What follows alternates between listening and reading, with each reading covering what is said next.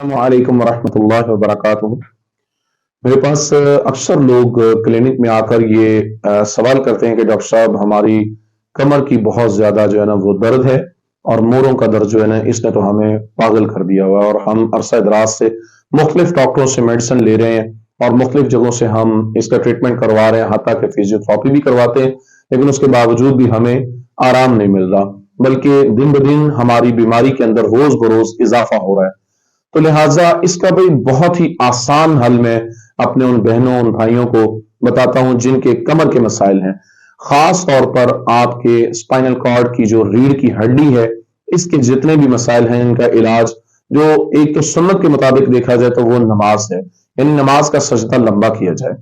اور دوسرا اس کے اندر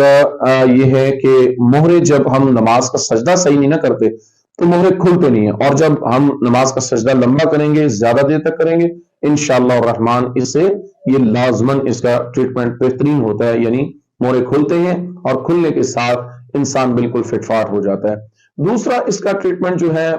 میڈیکل پوائنٹ آف ویو سے وہ ہجامہ بھی ہے کہ ہجامہ کروانے سے انشاءاللہ الرحمن یہ مرض بھی ختم ہوتا ہے۔ اس کے ساتھ اگر موڑوں کا مسئلہ ہو تو ساتھ شیٹیکا کی بھی پرابلم کریٹ ہو سکتی ہے، تو شیٹیکا بھی اسی طرح ہی کنٹرول ہوتا ہے جب ہم نماز کا سجدہ بھی لمبا کریں